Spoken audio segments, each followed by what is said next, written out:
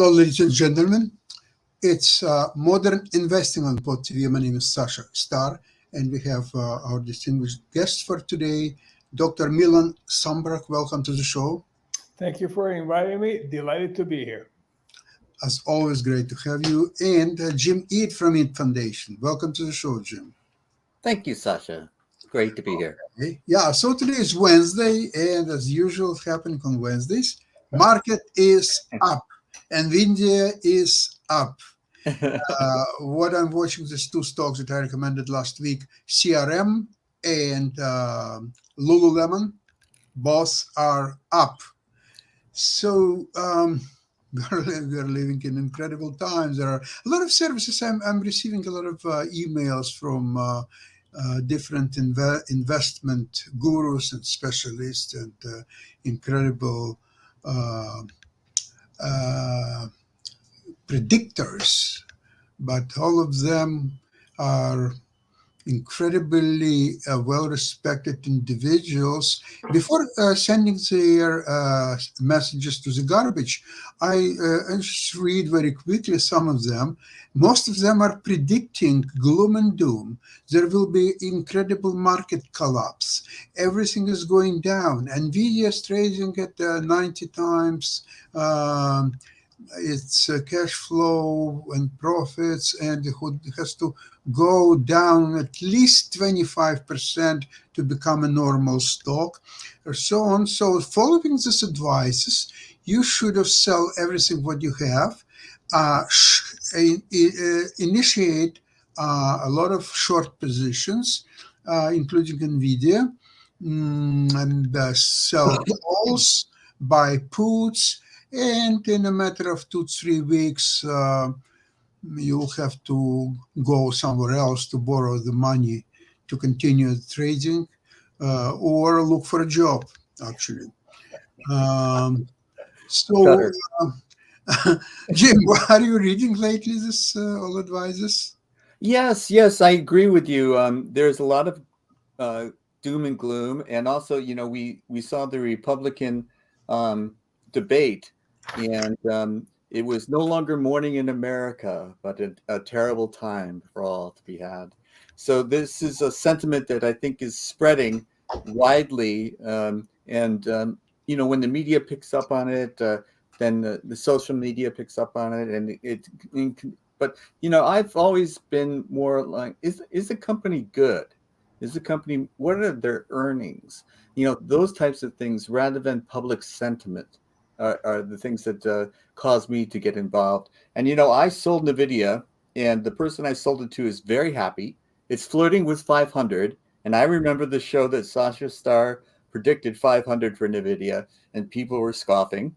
But 500 is just inches away from NVIDIA. Intraday, it was already over 500. Yeah. So, right now it's up almost 11 points. And, the person I sold it to is very happy, but I was very happy too, because I more than made my goal when I initially invested at 180, when it was, it's now at 500. So, it's possible for both buyer and seller to be happy. Yes. I just want to point that out.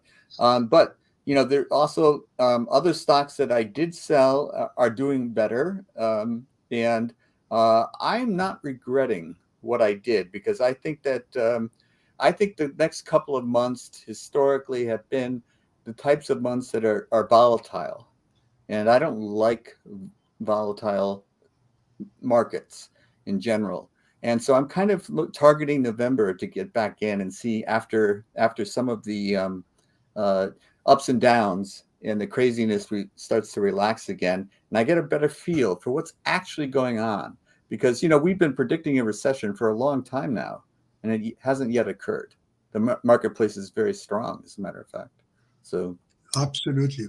So it's quite dangerous to make predictions, because the market has its own mind, its own view of what's happening, and market is always right. This is a problem. Milan, what about you? How you're faring? Predictions. We tell our members, we have about 300 members in Monday Morning Millionaire, And once again, the reason why it's called Monday Morning Millionaire, because most of our members who are either retired or close to retirement make more money on a Monday morning before breakfast than they have done ever during their week at work. So now, predictions, we talk about predictions, we should all read predictions for amusement, except the put-call ratio. The put-call ratio shows the market sentiment precisely. How many people feel that the market is going down? They are buying more puts. If they feel the market is going up, they're buying more calls. And so when you take a look at the put-call ratio, it has been positive for the last couple of weeks. And indeed, the market has gone up for the last couple of weeks. So now, all I own in my core portfolio is SPY. SPY represents the S&P 500, which represents the American economy as a whole, the strongest economy in the last couple of 100 years and likely to remain that way.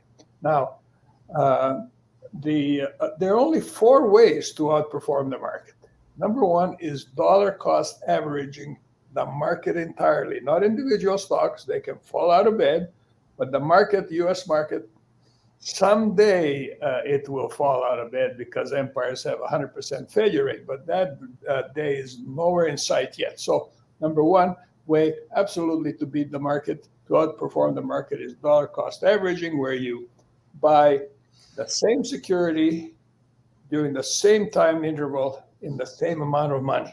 So when it's expensive, you're buying fewer shares, and when it's down and inexpensive, you're buying more shares. So that's one way of beating the market. Another way is selling covered calls and cash secure puts correctly.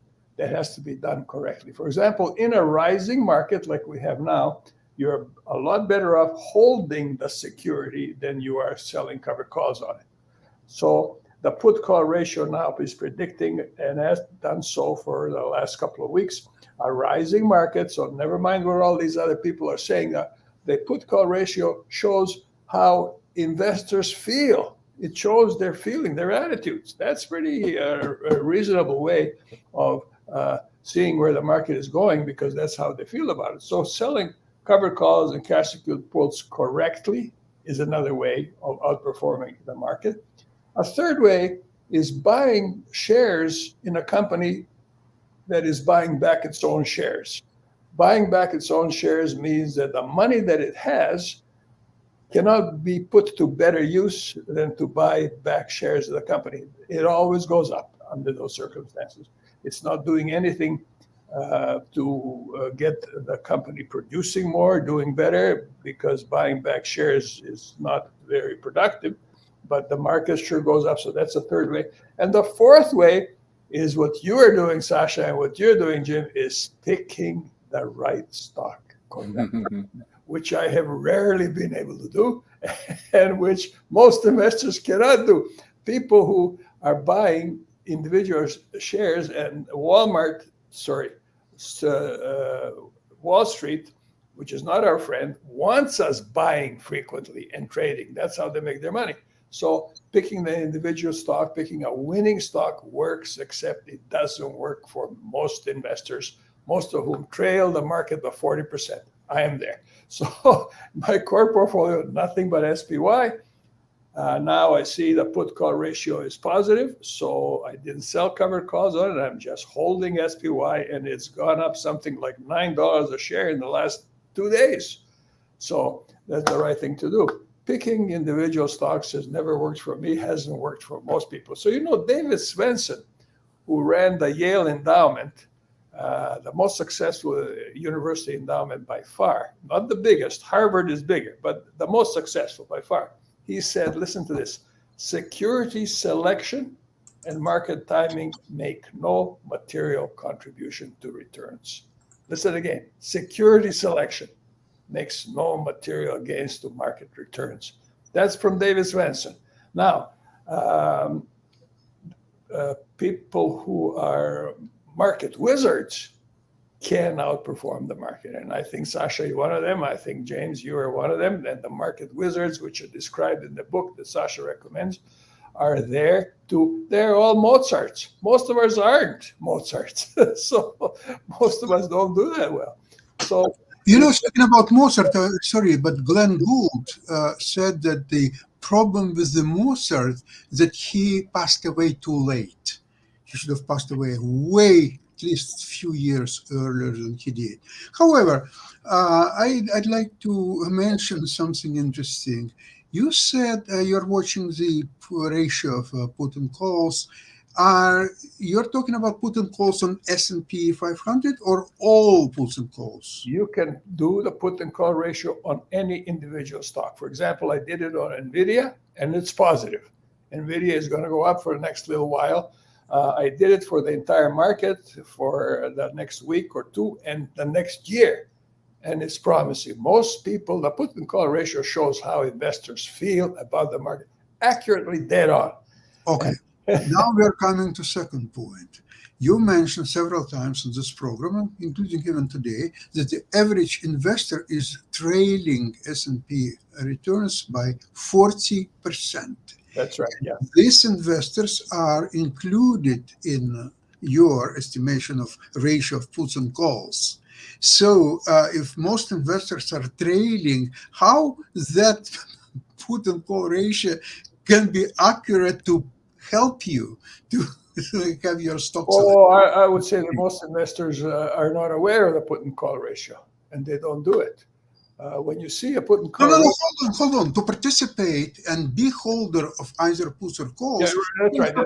You don't have to follow the ratio between puts and calls. You just feel that my stock NVIDIA goes up. I buy 200 calls, for example. So somebody does that.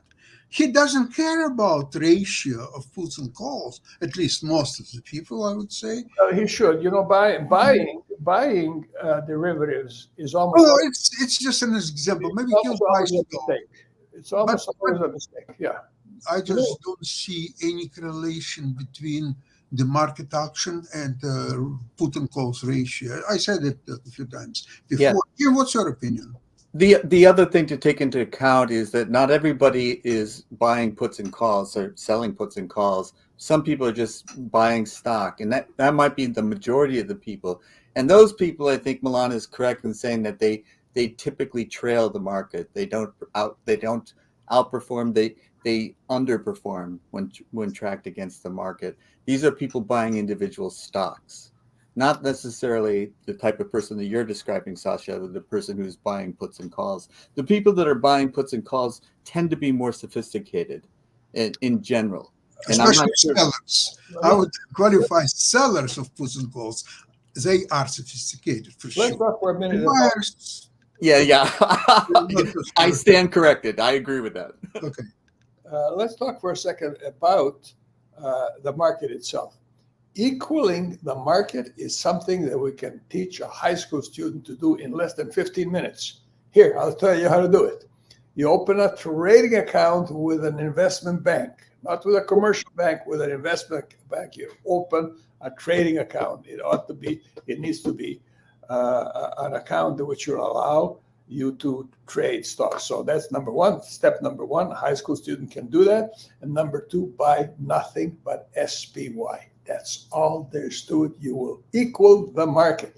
Yet the vast majority of investors fail to equal the market because they're trying to beat it. Now, if you equal the market, you're making a little over 6% inflation adjusted. If you need more than that, go ahead, pick stocks. Doesn't work for most people. But you're talking about investing in SPY in the broad market in general. And you're also talking, if I understand you correctly, that you're dollar cost averaging. So when you buy, you don't buy just one lump sum. You might buy over a period of time. But when you buy, you're buying more SPY. And so sometimes it's down, sometimes it's up. But over time, you're doing dollar cost average your investment in SPY, and you're going to track the market in general. You need to do three things. Two things are important in dollar cost averaging. One is the source of your income, and two is the security that you select. Now, the source of your income has to be a steady job which gives you a steady paycheck. If you have a lump sum of money and you try to dollar cost averaging that by putting in a bit at a time, doesn't work. It has to come from another source, and it has to be a job that you have which you regularly delivers. Interesting point. It could also be a source of money from an investment, but a job source is important. And the second thing that's important is to buy the correct security, because if you buy Enron, you try and dollar cost average, you're going to good luck. But if you buy the entire United States market as a whole, and an exchange traded fund, there are more of them now than there are individual stocks. You have to be the ones that track the S&P 500. Yeah, that's shocking to me. There are only 6 of those. And of the 6, SPY is the best because it's the oldest, the largest, with the narrowest bid-ask spread. Yes. Most investors don't pay attention to the bid-ask spread, which is an expense that investors have. Yeah. So with SPY, the bid-ask spread is so narrow you can ignore it. And so I have a question. Essentially, I would like to our listeners, with all due respect, not to worship S&P 500. I'll tell you why. Because actually, all what it is, it's a selection of 500 stocks. That's all what it is. It could be 100 stocks. It could be 350 stocks. It's 500 stocks. Let me ask you this, Sasha. Let me ask you this, Sasha. Does the S&P 500 accurately reflect the American economy as a whole? Milan, I would like to tell you that I'm less and less impressed with the American economy. Would you go for the Russian economy? I'm not impressed. I'll tell you why. Yes, it is the biggest economy by far. It's the strongest economy by far. I agree with all that. But there are too many contradictions in America. It's a very polarized population on several lines. It's a financial well-being versus many people destitute. It's a racial inequality. It's political inequality. It's just too many factors are there. So therefore, for me, it's difficult even to think about America as something whole, something, oh, here is America. Okay. There are so many different counter trends, currents. For example, even if you say that, okay, American economy by far is the strongest, it's the biggest, I see contradictions there because all or almost all, should I say, the biggest corporations, they are all tax. No, if not evaders, then they're trying to optimize. Okay, let's put it this way.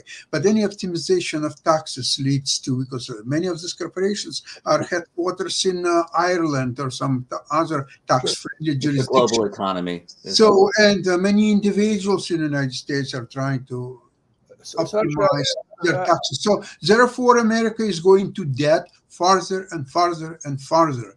And right now, it's kind of a process that, well, okay, it's been there now for a while, but it's accumulating. It's accumulating day to day, year. Let me give you the reasons of what you said. First of all, America is going to go down and further and further down. That's the way they talk about it in Russia. That's how they talk about it in Serbia. They've been talking about that in Serbia. I'm Serbian. I go there every once in a while. They've been talking about how America is collapsing 50 years ago. Now, the reason for what you're talking about in America is because it's the 4th most populous country in the world. So you take a country that we greatly admire, like Norway, population of the greater Toronto area. All uniform, same kind of people. Now you get something like the United States. Take a look at this, Sasha. Of the 10 best universities on the planet, 6 are American. Of the 25 best universities on the planet, about 22 or 23 are American. Take a look at the Nobel Prize winners, mostly American. Never mind, they came from somewhere else. They came to America because it gave them opportunities to be Nobel Prize winners. Milan, everything is correct. I agree with you on every point, but remember, you're bringing statistics and knowledge from the past. I'm talking about America today and where it's going. Politically, you see that America is very undecisive. It's include the taking out the arms from Afghanistan. Its treatment of Ukrainian-Russia war. It is the biggest, it's the strongest, and so on. But politically, America is not or cannot be perceived as a real leader of the free world as it was under Ronald Reagan, as it was during the Second World War, Delano Roosevelt, and so on. It's slightly going down, at least in perception. And when you know how many people in America are not paying the due taxes, what they actually should pay, so are the largest corporations. So under that scenario, I fail to see how the debt of the United States will go down. It's, in fact, I could see that it will keep increasing with $1 billion military budget and so on. It will be just keep increasing. The government, it's a lot of money, Medicare, insolvent, and many other things. So there are, from one hand, I agree with you that yes, American universities are the greatest. But if you take the best students of American universities, there must be Chinese students, foreign students. Okay? So will stay in America, and a lot of them will go back to China or wherever they came from. Yeah, that's true. Well, two issues you raised here, Sasha, that come to my mind. One is Confucius said, study the past if you would define the future.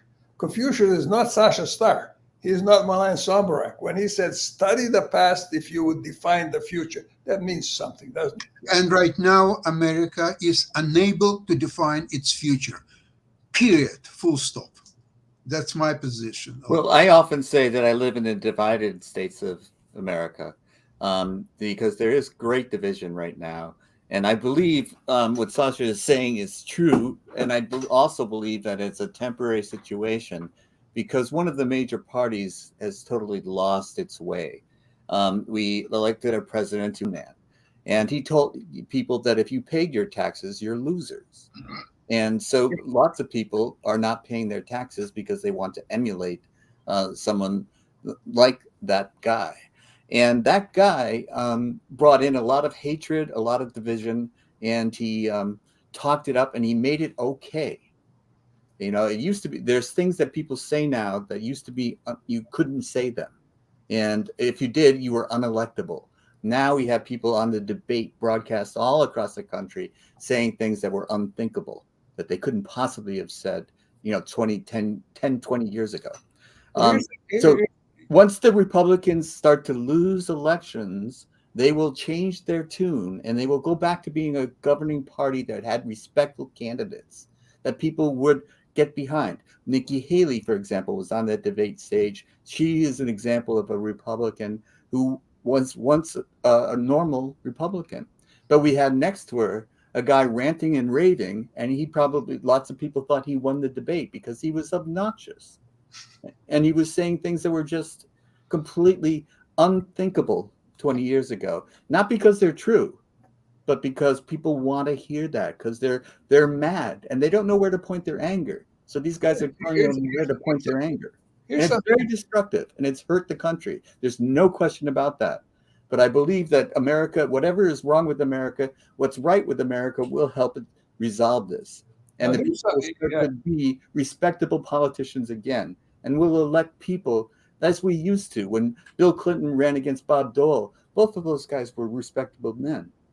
In a way, you can say that they had these personality flaws or that personality flaws, but, they were both obviously good for the country. They wanted the country to succeed. Not tearing it down left and right, which is all I saw from a lot of those Republican candidates. Trump. Yeah, Sasha mentioned Ronald Reagan. And this is an example of how good America can be during certain things. During the Depression, people who were looking for workers would have signs out there, help wanted, Irish and dogs need not apply. And then an Irishman wound up being a president of the United States. An Irishman wound up being the prime minister of Canada. That's happened in a few generations. So America has been good at that. Yeah, we got assimilated once we lost our accent. Now, the other thing that I find interesting is, the ancient Egyptians used to bury a great deal of wealth with the pharaohs because that wealth was going to serve them in the next world.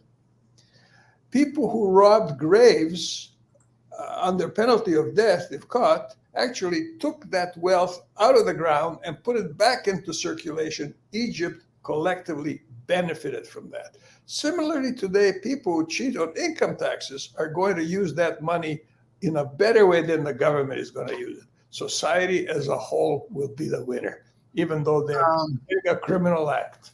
I don't think that I would agree with you, because today's population of Americans are very selfish, and they will use whatever money they haven't paid as they should have in income taxes, they will use for their personal use. Travel around the world, buy expensive homes, cars, etc. They are not going to spend, with some exceptions, obviously, but they're not going to do anything good with this money. Not the time. And when they call 911, they're going to expect the people to pick up. They want all these services. They want the roads paved. They want all these things done for them without paying for it. I mean, I think it's a patriotic duty to pay your taxes. Now, how much? We can argue about that. That's right. Now, what you're saying, Sasha, think about this. All spending, whether it's to buy a yacht or a palatial home or so, is somebody else's income. Your spending is my income. You can't get away from that. So you can misspend money because it will be somebody's income. Never mind that you spend it. The silliest way to spend money, and that is so pervasive, is to use borrowed money to buy a depreciating asset, which would describe almost all automobiles on the road today. Well, some of these automobiles, actually, a lot of them are not being made in the United States, as you know. For example, the best brands in the world, starting with Mercedes, BMW, even Lexus, and just name anyone, they're not being made in America. Most of them are being, even those cars that are manufactured in America, but main corporate profit is coming to the mother country, not remaining. Well, we're talking about a global village, actually, aren't we? We're talking about a global village. Okay. I won't fight. Well, we're in a global economy, but we're not in a global community. Not yet, not by a long Absolutely. time. There are so many contradictions with China, Russia, or any other country. And actually, in US, I think the only real friends they have is UK and few other Western European countries. All other population in the world. Yeah, Canada, of course. All the other countries and people in those countries, they all hate America. And they're trying to build a bigger BRICS, inviting them, countries like Argentina and other bankrupts and so on. So good for them. Let them dream. They want to dethrone US dollar. They want to do so many wonderful things. It's not.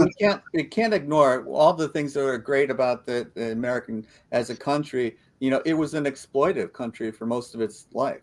It would go and take resources from undeveloped countries and then and give nothing back. So it was an exploitive, and it's of course that amounted to hatred. Americans would come in and take, and when you come in and give, they have a different sense of what you're about. That's the history. You're describing here the history of the world. We talked about previously about how the 15th century belonged to Portugal, and the 16th century belonged to Spain, and the 17th century belonged to the Netherlands, and the 18th belonged to France, and the French still think the world belongs to them. The 19th belonged to Britain, and the 20th belonged to the United States. And so all of these have exploited the world to their own benefit. For example, I think it was Prince Charles went to Barbados to celebrate something, and they weren't very happy to see him because he got his wealth by inheriting it. But if you go far enough back, all the wealth that the British royal family has, one of the wealthiest families on the planet, came from rape and pillage and looting. And think of what Spain did to Mexico, to other countries in South America. You know, they got their gold and they took it back, and they left their language behind. But Jim, UK made a mistake. They should have sent their prime minister to Barbados, because prime minister, number one, he is financially better off than English crown, and number two, he made his wealth just during his lifetime by being very successful businessman and trader. So he did not participate in Barbados stories or so on. I have other examples. I remember when I was 30-some years ago, I was a music director on a cruise ship, and we were visiting very often the Antigua in Caribbean. And I spoke to local people, and they just had their independence a few years prior to that, and they were all cursing this independence because before English paid for their medical system and schools and everything else, and now nobody pays it, and they were lining up in a port where the ship was docked.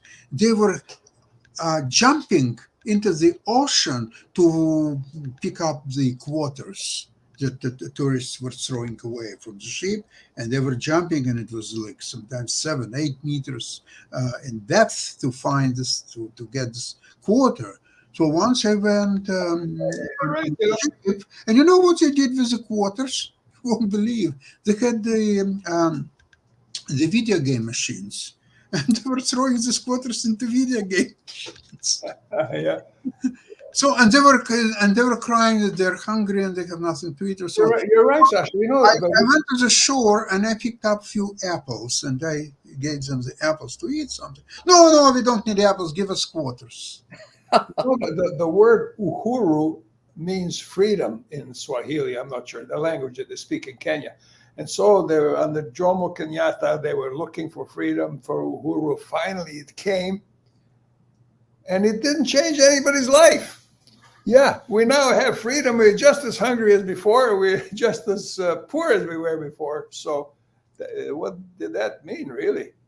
Well, that means that, as we spoke just a few minutes ago about the situation in America, for real, in a country where 50% of the population cannot put together $400 on a difficult day, how that type of country could be perceived as the most dominant, rich, happy?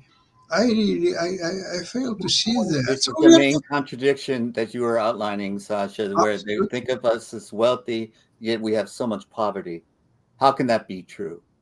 I know when I was in FIDE, that people would come up with America, the United States does not do enough. And they didn't understand that the chess in the United States is poor. We don't have research. And they're there because their sports ministry would pay their flight. You know, they would pay for them. Their sports ministry recognized chess as a sport. In the United States, that's not true. And actually, FIDE itself, especially during the time of Ilum Zhenov, they were paying for, especially of an election, they were paying for airfare for all the African countries. Absolutely. And so I remember when Gary Kasparov was in 2014, he was fighting for the presidency. And I spoke to him at the time in Tromsø. And he said, how you can fight a machine, which first of all, they're using all Russian embassies in Africa as their bases where they can invite people, and all these functionaries, of course, they were looking for all some kind of, I don't want to say bribes, but all kind of incentives to vote a certain way. And so on. This is incredibly corrupt process from beginning to end. Of course, Gary had no chances to fight with Ilya Zhinov. Furthermore, Canadian Federation voted for Ilya Zhinov. I had a big fight at that time with Canadian Chess Federation, and I was furious with them. Didn't change anything. I had a few people. Welcome to my world. I'm still a governor of Canadian Chess Federation. So at the time, I was really furious, and I had maybe 25, even 30% that supported my view, but 65, 70 were for Ilya Zhinov. Of course, I understand the mechanics of that at that time, the Canadian representative in FIDE, he was getting arbiters' gigs from FIDE, of course, and then he talked to president of Chess Federation. So, okay, we are talking about something that happened almost 10 years ago. So let's not, but that sort of affects how the world works. Now, Sasha, talking about the way the world works, would you, James, agree with the following statement? Money goes where it is treated best. Oh, sure. Okay, now, when you take a look at where is the money going, the United States is way ahead of Japan. It is way ahead of Europe. It's way They're still investing in American dollars. Huh? Sorry. They're still investing in American dollars. That's right. So, people are still buying American dollars, even though, we print them, they buy them. Yes, it seemed that way. Yeah. So yeah, that's right. Well, you don't fight the trend, even if you understand that fundamentally of what's happening with America. For example, gold should go way higher in price. It doesn't, but doesn't go yet. It could reverse anytime soon.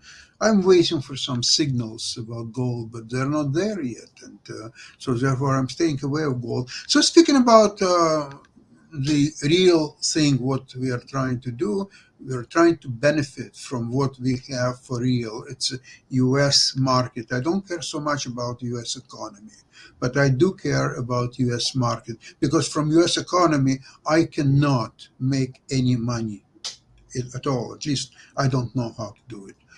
U.S. stock market, it's a different animal. It's a perception of what the company are doing today and what they're going to do in the future. And when trillions of dollars are changing hands every day, all you're trying to steal from a couple of $1,000 here and there, that's basically your goal should be, and it's realistic goal. It's achievable goal. So when you're talking about, you call professor from Yale University, the most successful one. So he said that allocation of stocks and assets does not help you to make any money. He's like in different universe. When you have a stock like NVIDIA that you can make in 1 week as much money as someone will make in 2-3 years, I would look. You're talking about picking stocks, which doesn't work for most people. David Swensen said the most important thing in earning money is asset allocation, a proper asset allocation. Okay, so half of your allocation, which would be cash or cash equivalent, right? Yes, doesn't earn anything for practical reasons, because whatever you get little interest, you'll pay in taxes, you have to pay your accountant. So to resolve that mess, you might as well keep it in your mattress. Really, it's probably the equivalent. Now, so the 50% or so is in S&P 500.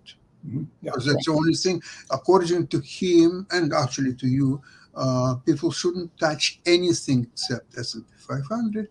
S&P 500 is something. What's good about it is that indeed it will not fall 20% in one day, although it did hit 22% in Black October of 1987. But okay, it's happening occasionally. 1929 also, yeah. And when that happens, it takes years to recover from that fall. So you keep S&P 500, you're buying, you're selling covered calls, you're doing all kind of trying to squeeze your 7-8%, maybe if you're lucky, to have a fall of 20% or even 10%. It's just as horrible. The longest period of market decline. The longest period of market decline took place in 1929, started in 1929, and it lasted for 4 years. And unmatched. That has never happened since. Because, in those days, people were able to open a margin account with only 10% down, that Right. 10% in there. And so they used that money that they got from the stockbroker to gamble. But the longest period of decline was 4 years. That means if you plan for 5 years out, you're going to be all right. 4 years is never going to happen again either. That Probably you're right. But again, you see, when market drops 10, 20%, and that happens quite frequently. Sure. Right, it does, yeah. And the problem is that to recover this 10, 20%, it doesn't take one day, like on the way down. It doesn't go like V-shape action. It will take a year, maybe 2 years, slowly to build up the basis, to get all the losers. Think long term. Yeah, we need to think long term. We mentioned before that if a market drops 50%, it needs to rise 100% for you to break even. I totally agree with you. That just illustrates my point that whatever you can lose in one day will take several months, probably a year and a half or so, just to get to the same level where you were. You have to think long term. You have to think long term. You know that 10 years from now, the U.S. market is going to be stronger than it is today. Probably it will be stronger 5 years from now, maybe 3 years from now, and possibly even 2 years from now. So you have to have a long-term view. Money that you're going to need next week or next year, or in the next 2 or 3 years to pay the rent and buy groceries, doesn't belong in the market. Agree with you with that statement as well. What I would like to point out before we are running out of time, I would like to mention the contradiction between at least my experiences that, okay, let's see you set up long-term goals. Yeah. You bought S&P 500, whatever else you want to buy, and let's say market drops, just attach 0.5%, say 1%, right? When you're watching your screen, it shows you red color. So how you expect to make money in the long run, but in the short term you are in red? And that red can increase next day, next week, next month. So you're now more in red. So now you are questioning, why did you buy that S&P 500? Maybe you should sell. Oh, yeah, you cannot sell because it will recover. Oh, it drops another 5%. Also, what do I do now? Cost average. Okay, so I'll buy it's all green. You're talking here, Sasha, you're talking here about emotions, which play a huge role in the market and shouldn't. Daniel Kahneman won a Nobel Prize in economics, and the man is a psychologist because he was talking about the role of emotions in investing. You have to be unemotional, and that's very difficult. That's why I preach discipline. Be disciplined. Don't be emotional. It's Jim, very hard, but it paid a lot of dividends for me to Jim, get your desires and wants out of the picture and look at the read facts. and recommend many books on emotions and so on. It's not going to help you. It's either you have it or you don't. It's number one. Number two, let's talk about last week's action. If you remember last week, I recommended CRM. I recommended also Lululemon. In the last few days, I made several transactions, well over 20. And some of them were pure day trading, but not like I was buying stock and selling stock. No, I don't do that stuff. But what I do, for example, I sell cash-covered puts. Okay? So when the stock jump higher, that puts becoming way below of the price that I sold, I buy them back. So I made a few $100, maybe $1,500 on one transaction. Basically, I'm not making too much money on that, but it's predictable. It's predictable because, you see, unlike buying stock, when you're selling, when you're buying stock, It may go higher, it may go lower, it may stay the same. The chances are almost about equal. Let's put it this way, depends on overall market conditions.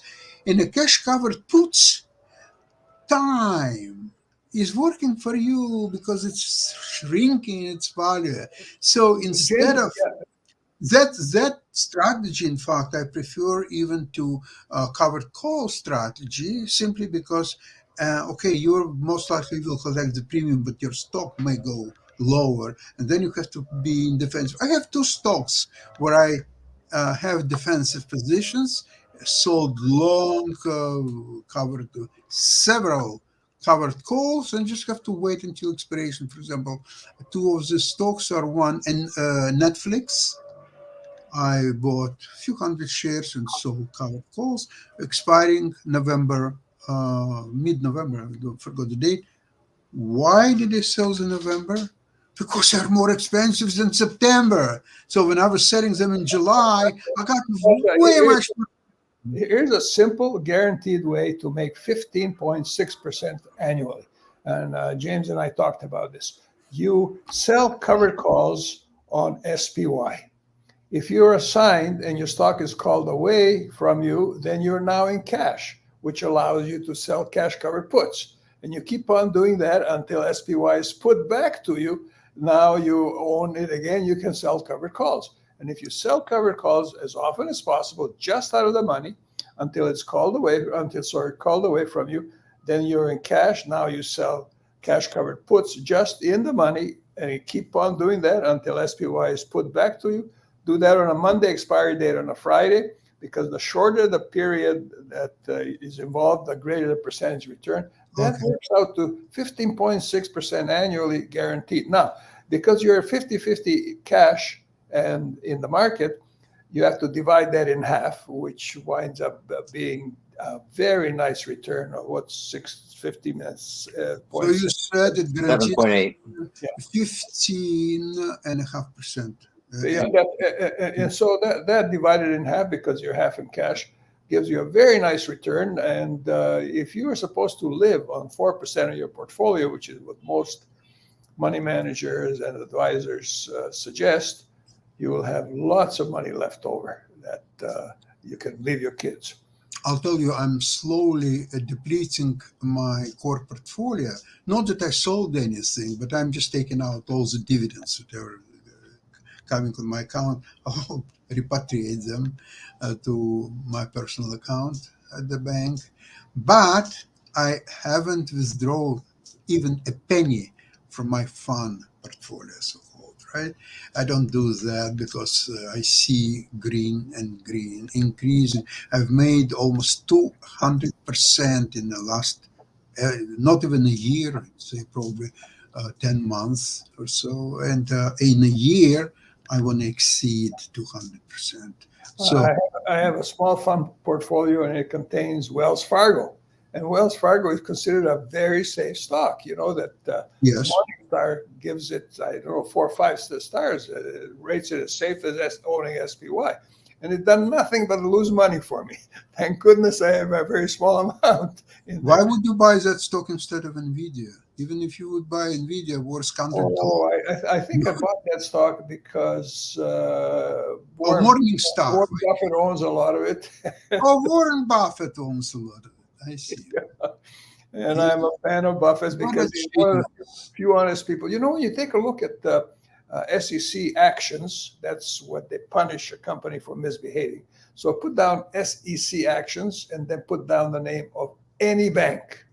You will see that they're all paying fines in the millions, and they budget for it, and they pay fines for misbehavior. And when you do that with Berkshire Hathaway, it's not there. They've never been fined. For what? What? They cannot be fined for anything, because all they do is they buy and sell stocks. So how you can find the companies that buys and sells stocks? For their recommendations, they could have been punished long time ago. But again, they always have disclaimers and everything else. So even if you will follow them and lose money, nothing will happen. Every company, every Wall Street bank has been fined, and they budget for it. Now, Milan, a question. Charles Schwab hasn't, and Berkshire Hathaway. Every other company, yeah. Well, a question to you. Actually, two. Number one question to your strategy of S&P making guaranteed 15.5%. Why don't you start with selling cash covered put? You can. If you got the cash, that's not Reverse, because instead of buying and money going away from your account, you are selling and money comes to your account, right? If you have a certain amount of cash that you want to invest, the cash is there. The thing to do then is sell cash covered puts. Absolutely. And keep on doing that until the security SPY is put to you. Now you own it, you the right covered calls on. Now, Milan, have you ever compared premiums for both puts and calls on S&P 500, which you know quite well, and stocks such as NVIDIA? How you compare the premiums? Jim, I've never done that, so I don't know. What you're saying is the individual stocks that you make more on your premiums? It's not more. It's a different universe. So whenever in S&P you will hardly pay, say, for a week, you're lucky to get, say, 60 cents or some 90 cents. In NVIDIA, I was doing a lot of 2-3 weeks. Again, I can do 1 week on NVIDIA, but because I'm greedy, I'm doing 2 or 3 weeks. I'm getting tons of money right in, and it always bothers me. Not that I depend on this money for my survival, no. But I always think that if I'm not going to do it, somebody else will. So somebody else will pick up easy cash, and it's not going to be me. So I have to do it in order not to allow somebody else, or somebody else will have to pay slightly higher price or get little less cash on his goods that he's going to sell. No, that's neither here nor there. I mean, I'm doing it, for example, even, I started to talk about several trades, what I did on CRM and the Lululemon in the last few days. And I was right. I won 100% of all my trades. And today, actually, I liquidated because stocks keep running higher and higher. Yeah. But they have earnings, one CRM today and Lululemon tomorrow. So I decided, okay, I'll take it easy. I'll make so much profit. Why do I have to take a risk of earnings? So I left only 2 positions that I carry into reports. One is deep in the money puts on both with different expiration. One is September 1st and one is September 8th. But even those premium are quite large. And for example, if Lululemon is trading about almost 380 per share, I'll tell you exactly what it is now. 376.25 right now. It was almost 380 a little bit earlier. And I sold 340 puts, got great premium. So if I will be exercised and the report will be horrible, first of all, I measure 10% of where the stock is, minus 10%, that's 340 approximately, especially expiring this Friday, so less than 2 days. So I will be exercised. My price of the stock is going to be 334. Is it a good idea to own a stock 334 when it was trading most of the year in around 370, 380 area, and probably will go to 400 plus most likely? But again, just in case. I asked you this before, and I'm not sure that I got your answer correctly. I don't know if you gave me the correct answer. But the further into the money you go, the greater the premium you receive, right? No, absolutely not. I'm talking about puts. Go into the money. I'm talking about puts. Oh, okay. It's deep into the money. I'm getting less premium. No, that's true. I thought you were talking about. I can sell more puts. I can sell instead of 2 puts, 5, 10 puts.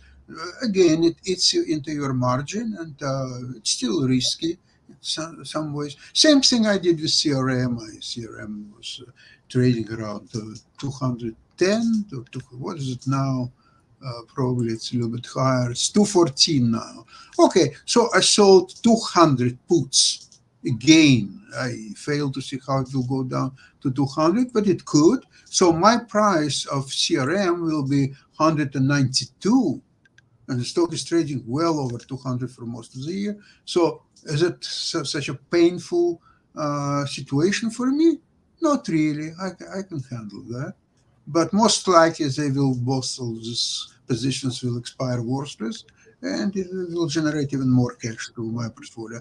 Now, the stock where I think I mentioned two of them. One is Netflix, where I sold November calls, got nice, juicy premiums, but have to sit waiting for expire in November. I don't like this, it's too long. So next time I will not go over 2 months, probably is maximum.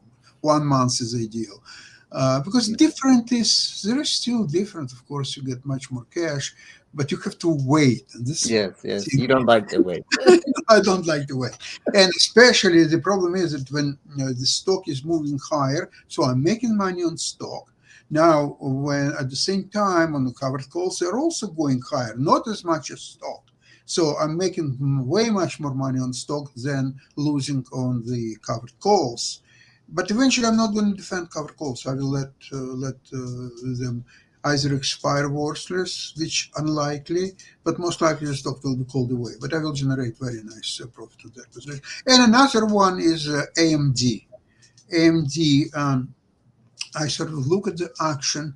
I didn't like one thing lately. When Nvidia was blockbuster, stock moving up $20 in a matter of 25 seconds.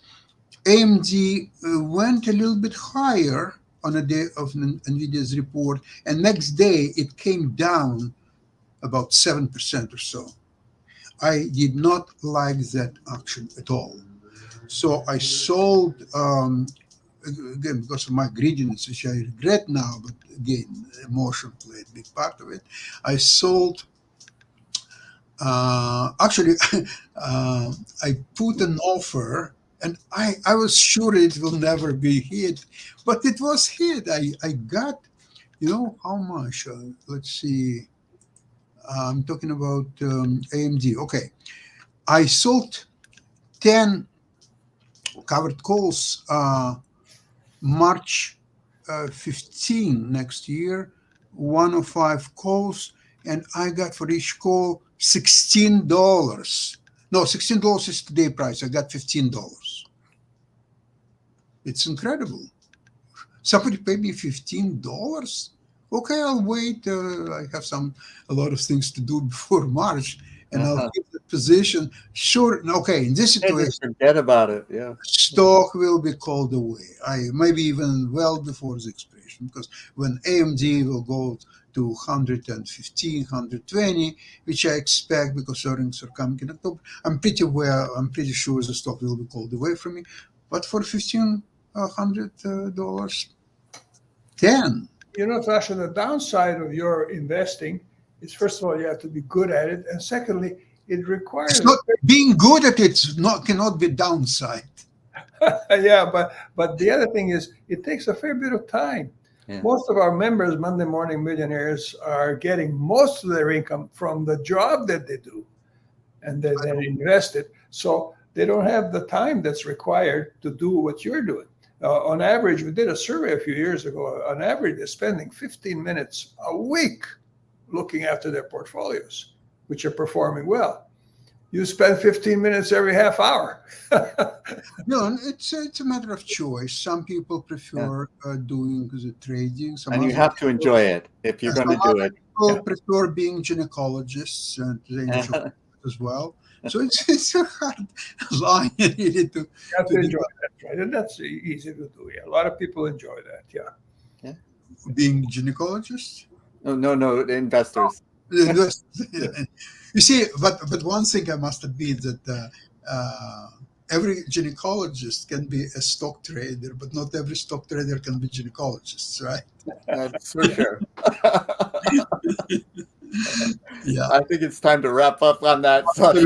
Thank you so much for today's program. I think I will watch it one more time, because I think that during the show, while you were talking, especially you, Milan, I was sort of thinking about my next question. So therefore, I could miss something, and I'll watch it for sure one more time. Thank you so much. See you next time. Thank Bye. you. Cheers. Bye-bye. Bye-bye.